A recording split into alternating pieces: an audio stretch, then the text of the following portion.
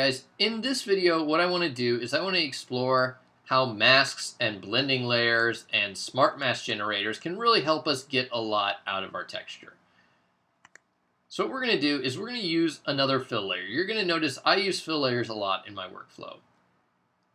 And we're going to use this to kind of explain how masks work. So I'm going to start with a basic layer like we did before. It's not what I want.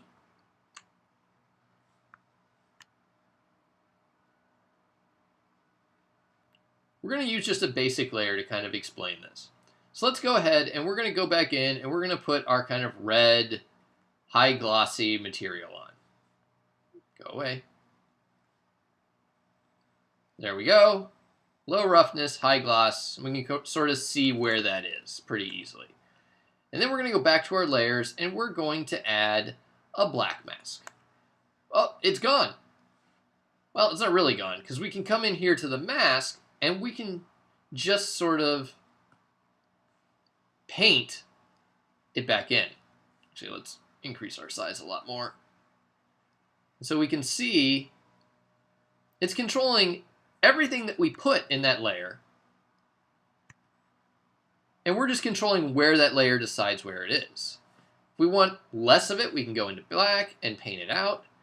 We can go in and put like 50% gray in, and of course we could do, full white, but stroke opacity 50%, so we're building it up, just like a lot of people would do their workflow in Photoshop. Now, the real key to this sort of workflow is that I can go back to this fill layer now and decide, you know what, I want this to be more rough. I want this to be a lot less reflective. Ugh. It's actually kind of scary. I could even decide that I want this to be bumpy. Low roughness. So I could go back and change my mind with what I made with this without changing where it's located. And that's what we're going to do with the stains. So I'm actually just going to duplicate this layer right here.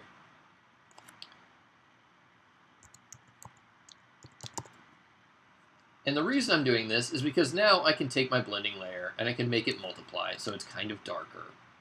And I can decide what I want to do with this after I decide where it is. So I'm going to put it in the scratches. Oh boy. Now I'm going to add a black mask. You could add white mask and paint black if you wanted to. It really doesn't make a difference. And I can use any brush I want. I think I'm going to stick with Dirt 1, just because I can. I'm going to turn the stroke opacity up to 100. And now look at your reference. I looked at mine, and I know that typically the staining kind of starts to appear where you do most of your cutting. So it kind of does contrast a little bit with sort of where you're putting your scratches.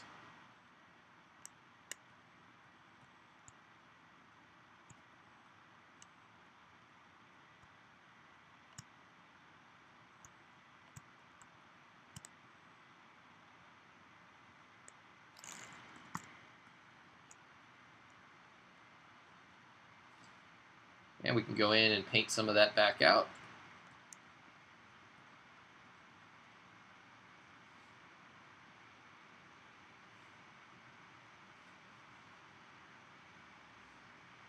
And then we could change our stroke opacity and have areas that are a little bit more built up.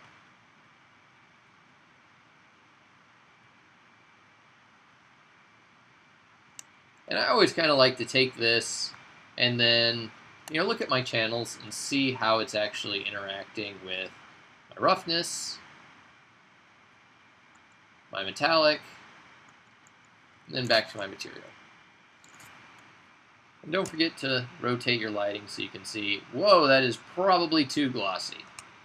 And here's where, again, the power comes in. I come back to this layer and be like, you know what, probably a little bit less metallic than I need here. Probably a little bit more roughness. And I can kind of change my mind with how I want those areas to appear. Actually, it probably should be a little bit more metallic, a little bit less rough. But I can also come back in now and change my base. And be like, you know what? Less metallic on you. A little more roughness on you.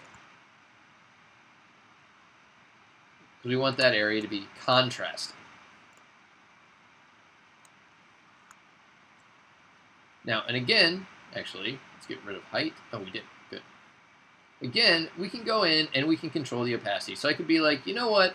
I think that you're probably controlling my roughness a little bit too much. Or maybe you're controlling, metallic's fine. I can actually tell it to control to a certain degree. And what the key here is, this gives us more control over how we're using our texture, how we're using our layers to our maximum efficiency. Next up, I'm going to kind of copy what we did in Scratches, but I'm going to procedurally do it over the edges. Now, a lot of you are probably wondering, what is a procedural, right? And if you look up the definition, it's probably not very useful because it's like, oh, it's a texture created using math. But what it means is it's using a bit of code in some pre-programmed sort of properties that we have control over the settings to do a lot of the work for us. So what we're going to do is we're actually going to hop in here and we're going to use a smart mask, which these are materials. Or these are procedurals. And what we're going to do is we're going to create another layer. We're going to create a new fill. And this is going to be kind of our default undercoat layer. I'm going to give it a little bit of negative height. I'm going to give it a lot of roughness and low metallic. And so we're just going to put this everywhere. Oh, that wasn't a fill layer. Okay. So we're going to create another fill layer. We're going to give it this sort of default wood color.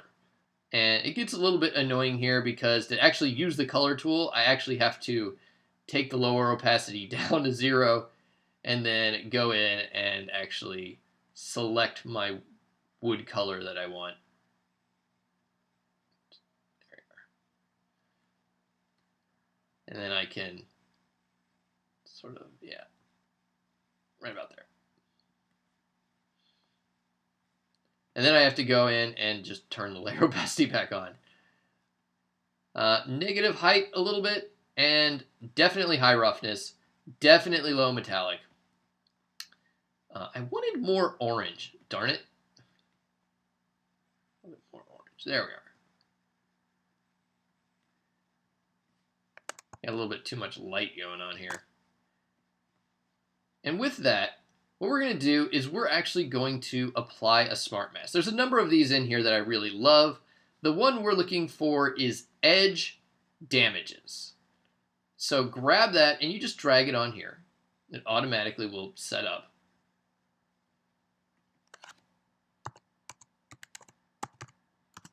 And what this does is it gives it a little bit of damage around the edge. Probably a little bit too much, but that's okay because we can come in here into our mask generator. And we can sort of control this stuff. As you can see, it's using our maps that we generated out at the beginning of the session to determine how this is being used. And we can sort of control the settings in here. So I could be like, with these settings, you kind of got to play with them to figure out what they can do. So like contrast, no. But feel free to jump in here and play with some of these sliders and just sort of see what they do. If they're giving you results you don't like, go the opposite direction.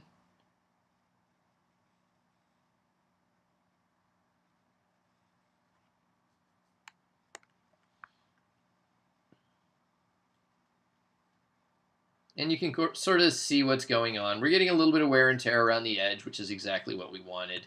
Probably a little bit too much, so I'm trying to tone it down a little bit.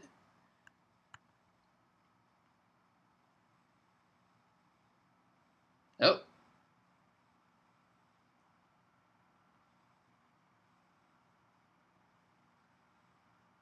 Maybe less contrast to make it less obvious. Nope, more balance. I kind of want it to be subtle. Okay. Ignore the rubber at the bottom. We're not even looking at that anyway. And what we can actually do, if we wanted to, we could add a paint layer. And this sort of puts a mask on top of our mask. It seems silly, but this was really a thing that I was happy when they added this feature. So what we can do now is we can go in and we can sort of paint out, you know, like, oh, I just don't want it in this, like, this spot. So you can go in and just sort of control paint where you don't want it. Or you could paint where you really do want it. If you're like, oh, I want it right here. I don't want it right there. We could also use this sort of procedural generation on our staining if we wanted to. There's one more use for the mask that I want to show off, and that has to do with our scratches. So let's put this down here. Our scratches, they kind of go a little bit everywhere, and if we look, we can see that our scratches are getting down here inside this groove. And realistically, that just wouldn't happen. So what I'm going to do is I'm going to use a mask to sort of go in and tell the computer to get rid of those scratches. So what I'm going to use is I'm going to go into Smart Masks, and I'm going to use the ambient occlusion, or the occlusion. So grab this, and I just put it up here. And, oh, it did the opposite of what I want. I now only have scratches in my groove. Well, that's frustrating. Fortunately, I can go into the settings, and I can just global invert. And we can see they're now gone. And with that, now I'm going to play with my layer order a little bit to get things looking a little bit more like I want. Probably, I think I'm going to leave my scratches on top, but I think I'm going to kind of tone down their effect a little bit. Not sure whether I want the stains on top or the scratches on top.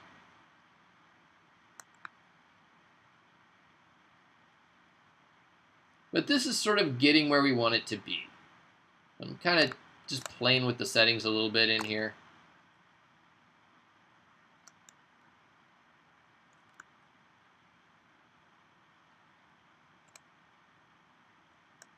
But as you can see, we've come a long way from where we began. Now our cutting board has a little bit of a history. Let's turn on all the assets so we can kind of see it with the bread on top of it. And we can see that a lot of our work is just covered up by that bread. Sigh.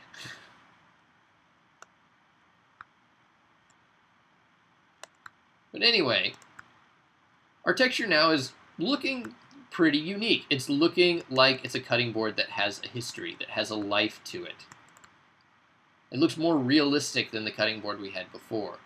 And this is where we're now going to look at exporting our textures out and getting back into Maya and Render.